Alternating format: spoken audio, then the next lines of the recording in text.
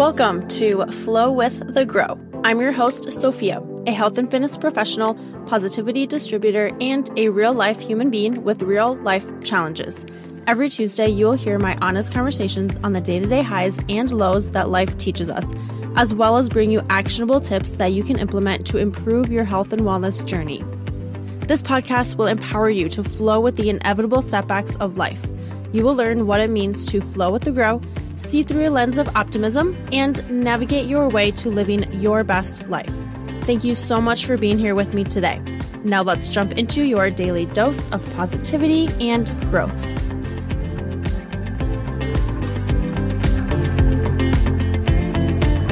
Weights versus cardio, a topic that I am super freaking passionate about. And I'm not going to go into a whole lot of detail, a lot of sciencey type stuff. Like this episode, I just want to keep it simple and to the point and some basics and things that you can walk away with thinking, okay, I learned a couple of things, but also I can take this with me in my everyday life when I am working out and incorporate weights and cardio in maybe a different way, in a different light, and maybe in a future episode kind of expand on a few things.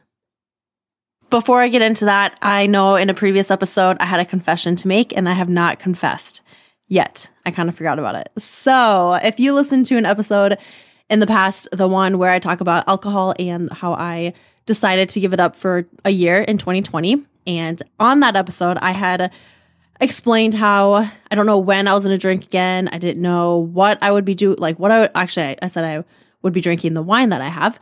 And well, that night after recording, I had some wine, but I do not regret it one bit. Like I was super confident in having it. I wasn't going out. It was in my apartment with just a couple of friends, and I wasn't getting crazy by any means. And I definitely am glad I didn't, because I did not want to be tempted by like other drinks or different kind of drinks. My body would have hated me even more. The next day, I definitely did feel a little bit hungover. I kind of felt nauseous and sick and headache. And actually, I didn't really have a headache, but I felt sick. And I probably did have a little bit too much, but like nothing like I had in the past. I enjoyed the wine, that's for sure. It tasted amazing. I can tell you that I had a little glass and I was already feeling it after that. But yeah, so it was good. All was okay.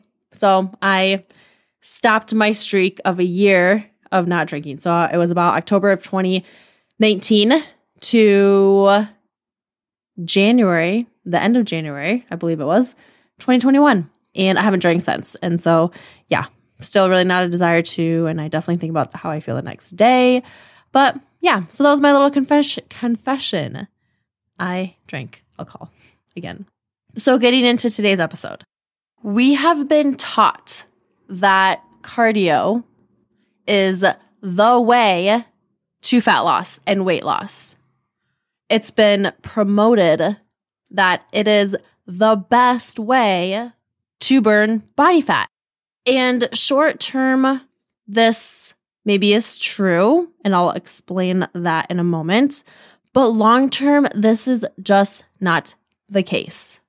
And you know what? I fell victim to this mindset, to this belief as well. I used to think that I had to do cardio for hours a day in order for my workout to count, or in order to feel like I did anything. I used to think that I needed to do a ton of cardio every single time in order to burn body fat. I thought it was the best thing for me. And over the past, I would say 5 to 7 years, I have learned a lot. And I have definitely learned that is not the case, not only through things that I learn on my own and research, but also how it feels when I weightlift versus when I do cardio. I can tell you, and I'm sure if you talk to anyone else who lifts weights, especially females, they would tell you how confident they feel when you learn proper form, when you know what you're doing, when you have the confidence in the gym, and it definitely takes time. But when I am lifting, I feel so strong. I feel, it's my favorite when I'm lifting in a gym. lifting heavy weights. There's like 6, 7 other guys in the gym and I'm the only girl lifting. Feels pretty freaking badass. And it's, like I said, it takes time to learn those things, but weightlifting, if you look at people who do just cardio all of the time, nonstop, steady state cardio, just elliptical, even just running. I'm not putting down running by any means. I love to run and I'm not anti-cardio. I think there's a place and a purpose for it. However, if you look at someone, their physical body, when someone weightlifts regularly versus when someone just does cardio and does not lift weights, there's a noticeable difference in the shape of their body.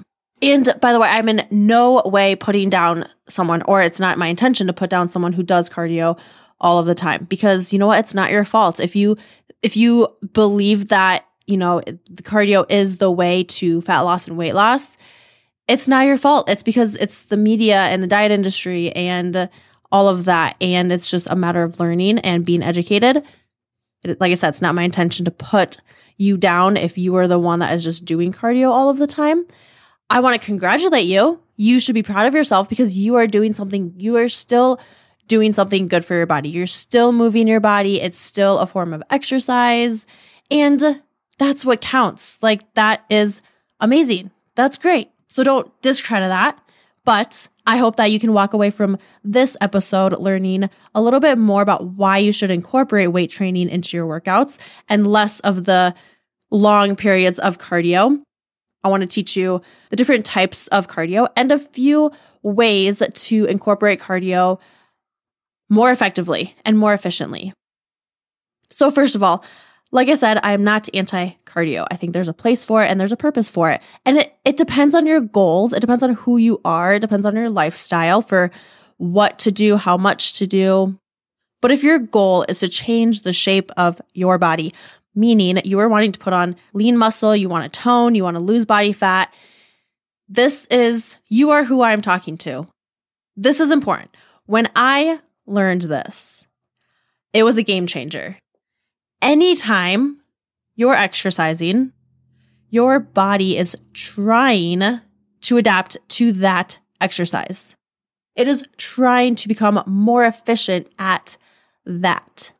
And I heard a study recently, and it said that it takes about 2 weeks for your body to adapt and to get efficient at blank, at whatever it is the thing that you're doing. So when we weight train, when we lift, your body is still trying to adapt and become efficient in weight training. But what is becoming efficient in is getting stronger, meaning you're putting on muscle. The side effect of that is a higher calorie burn, not only during your workouts, but at rest, when you're at home, when you're walking around, doing laundry, cleaning the house, sitting around, watching Netflix. And then the side effect of that is an increased metabolism, which then the side effect of that is a increase in fat loss. When you are doing cardio, and I'm talking about the steady state cardio, meaning you're on the elliptical for an hour or biking for an hour, or maybe you just run all the time, or maybe it's the stair climber, like doing some sort of longer steady state cardio. And you were doing that for day after day, week after week, month after month, and no weight training. You actually may be burning more calories during that workout. So this is where in the short term, this can work for losing body fat faster right away, like I mentioned in the beginning, but your body may be burning more calories during that cardio workout versus when you are doing resistance training, meaning weightlifting, lifting weights. And by the way, if you have a heart rate monitor, like a MyZone, like at Anytime Fitness, I know we have the MyZone belts, you will notice that when you do a cardio-based workout, so like if you're in our training, we do a burn, which is a cardio-based workout, you will be burning more calories during that workout than if you were to be doing just a strength training weightlifting workout, like build, or just doing some sort of lift on your own. So when your body is burning more calories during that cardio-based workout, your body's then becoming efficient in burning calories, in burning a lot of calories during that workout. So your body is also trying to become efficient in it. It is trying to adapt. It is trying to get better at burning more calories. So actually the side effect of that is you will be burning less and less calories every time you do that cardio workout because your body's becoming really good at it. And then the side effect of that is a slower metabolism. And the side effect of that is the complete opposite of what you're wanting to do, which is not burning body fat. Now, the problem, like I said, like I kind of mentioned, when doing cardio is telling your body to become more efficient with burning calories. Over time, your body learns to burn less and less calories and will slow your metabolism down in order to adapt to this kind of activity. When I learned this concept, it was a game changer for myself and for people I talked with, clients I trained, how I taught, my perspective on fitness, my perspective on workouts. Like I said too, that it depends on who you are, what your goals are. And if your goal is to be an endurance runner, maybe you're an athlete, like yes, you have to maybe train more cardio. But for the majority of people, at least the people that I meet with and clients, and for the average person, I would say, your goal is probably to lose body fat, to tone, to change the shape of your body, to get that lean muscle, and to increase your metabolism, and probably to lose weight over time, which we all know. Hopefully, if you know me, you know that I do not like just going by the number scale weight. Cardio has a lot of benefits. Heart health, of course, that's probably the main one. We all know that. Increased lung capacity, a better sleep, more energy, better mood, lowers risk of diseases, like all of those things. Cardio does that. I'm going to go through two types of cardio, two categories of cardio, you could say. And then I will kind of break down each, what it is, and different pros and cons, and different types of each. So number one, we have HIIT cardio. This stands for high intensity interval training. Number two, LISS, LISS, which stands for low intensity steady state. Most people, I would say, are more familiar with this steady state cardio because it's easier to just hop on the elliptical. It's easier to just hop on the bike. The challenge is knowing what to do, how to do it. Are you doing it properly and effectively? Is your form proper? And having that knowledge base of all the things that you can do. The possibilities are endless. There are so many things that we can do for HIIT, whether it's with lighter weights, with body weight. There's so many options. And one of those challenges is learning what those things are, and especially with getting proper form down. It takes a higher level of skill set. So if we look at HIIT, it's higher intensity. It can be higher impact, which doesn't have to be, but typically it can be higher impact, meaning with jumps and plyometric type stuff. You are more prone to injury because of the fact that it takes a higher level of skill set. It is more time efficient, so you can get a lot more done in a shorter amount of time than the steady state training. A couple different types would be Tabata. So when you have 30 seconds of work, 15 seconds rest. That's just an example. You could do a minute work, 30 rest, 20 work, 10 rest, 20 work, a minute rest. Like it's just a work to rest ratio. And typically in that work period, the goal is to go as hard as you can, keeping good form, of course, always, but going as hard as you can until that rest time. And then you rest that short amount of time and then you go again. It's kind of like sprints and short bursts of activity and then a short rest to bring your heart rate down. And then you do it again. The other one is called an AMRAP. AMRAP. This stands for as many rounds as possible. So sometimes in our training sessions, we have a 30-minute AMRAP. 30 minutes going through a circuit of exercises. Maybe it's 3, maybe it's 5, maybe it's 6, 7, 8. But the goal is to get in as many rounds as possible. And typically it is a higher repetition, lower weight. If any weight, sometimes it's just super light weight, whether it's dumbbells, kettlebells, and a lot of times it involves just body weight. HIIT training is great for functionality of day-to-day life. So it's going to transfer over into what you do daily. If you slip and fall on ice, hiking, going upstairs, going downstairs. Like it just has a lot of benefit transfer from that HIIT style of workout to your day-to-day life. We also have this afterburn effect. So you're burning more calories during the workout and after you leave versus when you do steady state, there is really no afterburn. Like you're burning calories during the workout, but then you're training your body in a way that it's not going to really do much after you leave the gym or after you leave that steady state training cardio. HIIT is also more muscle preserving. It can be a challenge to preserve muscle when you're also trying to lose body fat. And especially when you have a lower body fat, then it becomes even more of a challenge. But HIIT training can be more muscle preserving. And of course, HIIT training minimizes metabolic adaptation. So hitting that plateau and having your body adapt to that exercise because you're changing it up so much and it's different all the time. The second category of the cardio that I mentioned was LISS, low intensity steady state. So this is lower intensity, low impact, very low impact. It is less stressful on the body overall. And so this is not for me to say that steady state is bad by any means. I feel like I have to reiterate that over and over again. And I'm going to share ways that you can incorporate steady state training that can be beneficial, but it is less stressful on the body overall. So if you are lacking in sleep, you have a high stress day, high stress week. Females, actually, when we are on our that time of the month, it is more beneficial to do lower intensity, lower impact workouts because our bodies are working so hard. It's already stressful on our body. So in this case, steady state training would be more beneficial. So like I said, if you are having a high stress day, low sleep, it might actually be not as beneficial to do the HIIT style of training, and you could consider doing this steady state.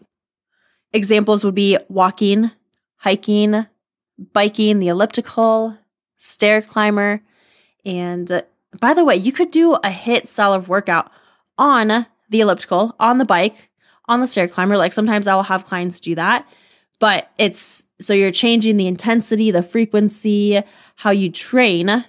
And so what I'm talking about for steady state is just where someone hops on and goes at it, just a medium intensity over the course of an hour. You are less prone to injury because it does not take as much of a skill set level. This also has day-to-day functionality, I would say, like you're still moving your body. You can use walking as a form of cardio, and that's going to help with your day-to-day walking, obviously. And it still can help you in your day-to-day life. There is really no afterburn effect like we talked about with the HIIT training. And this also can be muscle preserving. It is not as likely and is a little bit more challenging because we're just doing cardio on cardio hours a day. That is where it's not going to be as effective or as muscle preserving. So when I say that it can be, I mean when you change up the machines that you do, the intensity, also by interweaving the cardio and having a certain amount of bouts of cardio throughout your workouts, which I'll explain specific examples in a little bit. And it can be muscle preserving when this is not the foundation of your workout. When strength training is the foundation of your workout and you just add in cardio as a way to optimize your workout and to optimize your health and to optimize your cardiovascular fitness. A third category of cardio-based training to consider is what I like to use as an acronym, I guess, RTC, resistance training cardio. So you are using weights, like you are still weightlifting, but you're using it as a way to make it a cardio-based workout. So what do I mean by that? Doing high rep sets of bigger exercises, high rep sets of different weightlifting type exercises or even body weight exercises. You're using lower weight, and this will lead me into weightlifting. So the different exercises that you could do would be like squats, deadlifts, overhead press, chest press, push-ups, kettlebell swings, loaded carries. Like doing bigger muscle groups like that when you are already not trained in a way that is like you don't have a lot of endurance or stamina. Doing high reps of squats and deadlifts and presses. Like that is metabolically demanding overall already. And it can be exhausting cardio. So if you're someone who you either are new to the gym or you haven't really done much cardio and you do 3 sets of a few exercises that involve squatting and overhead pressing and deadlifts, you do 15 reps of a light weight, that is going to be exhausting. That is going to feel like cardio. And I would almost bet that you're going to feel you had even more of a workout. You worked yourself a little bit more than when you were just on the elliptical or just on a bike. Now, again, the challenge is learning these things and knowing if you're doing it properly and kind of how to program the workout together. But a simple thing that you could try is doing 3 sets, 15 reps, squats, push-ups. If you have a TRX, you do TRX row, kettlebell deadlifts, and do 15 to 20 reps. And do as light of weight as possible or just body weight. And you're going to get your heart rate up. That is a form of cardio and one of my favorite forms of cardio. The other challenge is getting out of your comfort zone. I know that it is so much easier to stay on a machine, especially when you are maybe lost in the dark when you come into the gym, not really knowing what to do, where to go, if you're doing things right. The machines are pretty simple and easy and comforting, and it's just easier to use that as your form of a workout. And like I said before, of course, like you're still doing something, you're still moving your body, it's good.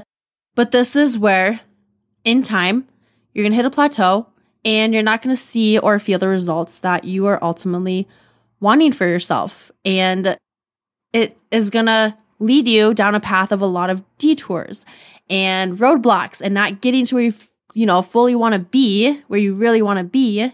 So taking the time to ask someone or invest in training or learn how to do functional type training, like I talked about the cardio based workouts and squats and deadlifts and things like getting away from the machines can be worth it, especially in the long run.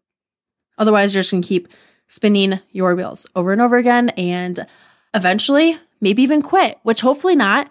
But if you're not seeing the results, then what's the point? Like you're going to feel like, okay, well, what's the point? I'm just going to quit. I'm just going to stop. And I'm not saying that I'm saying, well, what's the point if you're not seeing results? Because I know that it's still benefiting you in some way. But what I am saying is that I will see a lot of times when people aren't seeing results, that's like huge. Like you want to see and feel results, right? And if you're not, that's when I often see people say, okay, well, what's the point? I'm just going to throw in the towel, and then they quit. So get out of your comfort zone. And I promise you, the fear will still be there, but in time, as you do it more and more, you will get more and more comfortable, and the fear will slowly diminish away. So now, weightlifting, a few of the benefits, which you notice will actually be the same as cardio, but even a little bit more. So heart health, more energy, better mood, improved sleep, increased lung capacity, lowers risk of diseases, prevents injury, helps posture, bone health. And so, like I said, there are more benefits to weightlifting than cardio. Like there's the same benefits to cardio can also be applied to weightlifting.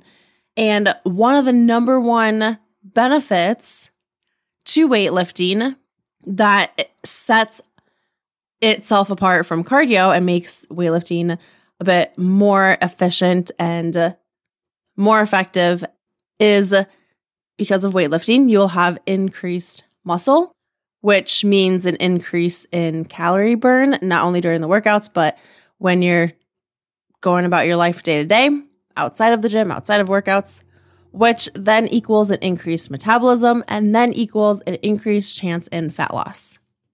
When you are doing just the cardio, the steady state cardio, you are not gaining strength, you are not adding muscle to your body, and therefore you are not increasing your metabolism and not increasing an increase in calorie burn. And therefore your chances of losing body fat is a lot less likely, if any, and actually will probably bring you into the direction that you don't want. And again, what to do, how much, totally depends on you, your goals, your lifestyle. On average, for every 1 pound of lean body mass, so muscle mass, lean body mass, that you add to your body will burn an additional 30 to 60 calories every single day. I'm going to say that again. On average, for every 1 pound of lean body mass that you add to your body will burn an additional 30 to 60 calories every single day. Weightlifting, strength training, can have a carryover effect into cardio, and you will burn more calories after you leave the gym. However, cardio does not have any carryover effect into weightlifting, into strength training. For example, that RTC, resistance training cardio, that is a perfect example of the fact that weightlifting can carry over into cardiovascular health and fitness because of that resistance training type cardio. And it's like you were just adding the benefits of weightlifting to your cardio, and you are getting more out of the weightlifting, and it's helping you in the cardio aspect. So both weightlifting and cardio have a role in optimizing your health. But I want to encourage you to not train to maximize endurance and cardio, and to not train just cardio as a means of losing body fat, losing weight, because you're only going to get stuck and you're going to stay stuck. And I want to encourage you to incorporate cardio as an additional way to maintain your health. To not use cardio as the foundation of your workouts. And use cardio as a way to help you lift weights and to optimize your health. When I'm doing a weightlifting session and I intermix the high reps with weights or body weight, and then I go and maybe the next day or over the next couple days, I'll do a heavier lifting session. Because my cardio is being worked on in that way, it is benefiting my workouts when I do lift. So use cardio as a way to help you lift weights, as a way to help you in any other workouts that you do, and to optimize your health. Now, here are some specific examples, ways that you can incorporate cardio into your workouts without cardio being the foundation of your workout. So number one, you can add a HIIT type of workout after a lifting workout, when the foundation of your workout is strength training and not cardio based. So for example, you could start with 12 minutes of a HIIT style of workout. You could do this by having it be an AMRAP, so 12 minutes, as many rounds as possible, and doing higher repetition. Maybe it's 10 to 15 reps, maybe it's 15 to 20 reps. It totally depends on your fitness level and your endurance level and kind of where you're starting from right now. The other option would be Tabata. So for example, doing 30 seconds of work, 15 seconds rest, or changing up that work to rest ratio and going through it that way. Or another option would be going through each exercise until burnout, and then you rest, bring your heart rate down, and then you go at it again. So instead of it being a specific amount of work to rest time or reps, you're just going as hard as you can, as many times as you can, until your form starts to go, or until you just need a break. You need to stop, bring the heart rate down, and then you go at it again. If you do the Tabata style, the 30 on 15 rest, or that work to rest ratio, you could, instead of saying, okay, I'm going to do 12 minutes of that, have a few exercises, maybe it's 5 to 10, and do 2 to 3 rounds. Maybe it's 2 to 4 rounds. And you could do one circuit or maybe a couple mini circuits. The second way, another way to add in cardio, would be as your workout, do that RTC, that resistance training cardio. You could incorporate exercises that are body weights or have light free weights, kettlebells, dumbbells, barbells, boxes, TRX straps, sandbags, even maybe some cable machine work. stability ball. And you would then do that high rep range of 15 to 20 reps, 3 to 5 sets, minimal rest, and using, like I said, lightweight or body weight. And in the show notes, I will put examples of each so that way you can walk away with a little workout and an example of how I would incorporate cardio into my workouts. The third way would be to add a short amount of time at the end of your workout, at the end of your lifting workout, when lifting is your foundation, of LISS. So that low intensity, steady state cardio. And I say start with a lower amount of time. Maybe if you're new to working out and cardio, it's 10 minutes. Maybe it's 20 minutes. But at the end of your lifting workout, to start, just start with 10 or 20 minutes. And then in time, slowly add time to that and or change the type of steady state cardio machine that you do. And I say that because it will help prevent that adaptation. So if you think about it, if you are doing, let's say you do your workout and then you start right away with 30 minutes of cardio, or after your workout, 40 minutes, whatever it may be, your body is trying to adapt, like we talked about before, but it's also going to adapt to that amount of time. So when you start doing a shorter amount of time, you give your body more leeway or more of an opportunity to prevent that adaptation. So if you start with 10 minutes after that workout, you do the stair climber, maybe you walk, maybe you do the elliptical, and then you do that for 3 to 4 to 5 weeks. And then you increase the time to 15 or 20 minutes or 25 minutes, or you change up the type of cardio that you do. And lastly, another way to incorporate cardio would be to interweave the cardio throughout your workout. So if you're doing a lifting type workout, maybe throughout the workout, you sprint for 30 seconds, or maybe you do ropes, or maybe the Airdyne, or maybe the row machine. But you're doing just little bursts of cardio as hard as you can throughout your workout. Maybe after a superset, after a circuit, just throw it in and interweave the cardio throughout your workout. So a quick recap of the main things I would love for you to take away. Number 1, if your goal is to change the shape of your body, lose body fat, tone, get that lean muscle look, strength training will help get you there more effectively, more efficiently, and it'll give you more benefits into day-to-day life and into your cardio versus when you do just cardio. Number 2, anytime you're exercising, your body is trying to adapt to that exercise. And it takes about 2 weeks for your body to adapt and get efficient at that thing, at that exercise, at that activity. So while weight training, you're getting efficient at getting stronger and building muscle and increasing your metabolism. With cardio, you are burning a lot of calories during that specific cardio workout, maybe more than just when you do weightlifting. And since you're burning a lot of calories, more calories during that cardio workout, your body is trying to become efficient and really good at burning a lot of calories. So then it will burn less and less calories in time, which will equal a slower metabolism. Number 3, the type of cardio that you do depends on you, your goals, your lifestyle, where you're at in your fitness journey.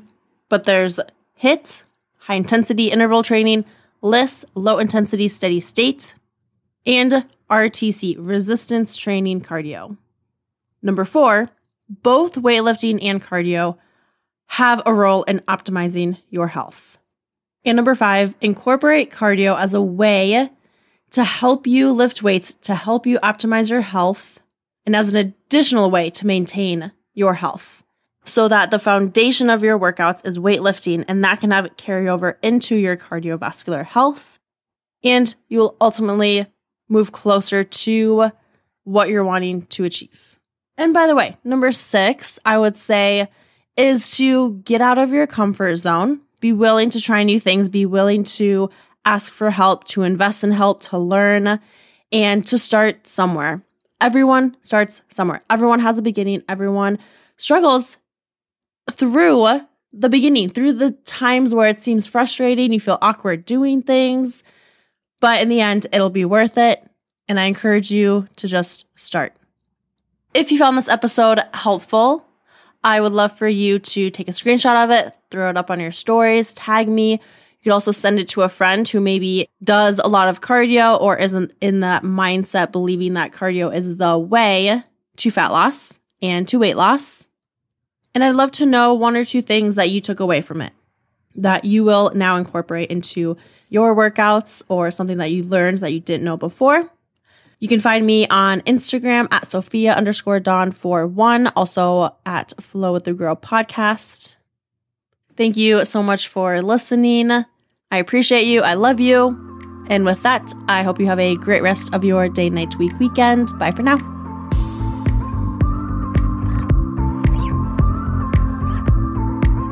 Thanks for tuning in to this episode of Flow with the Grow. I'll see you next week for your daily dose of positivity and growth.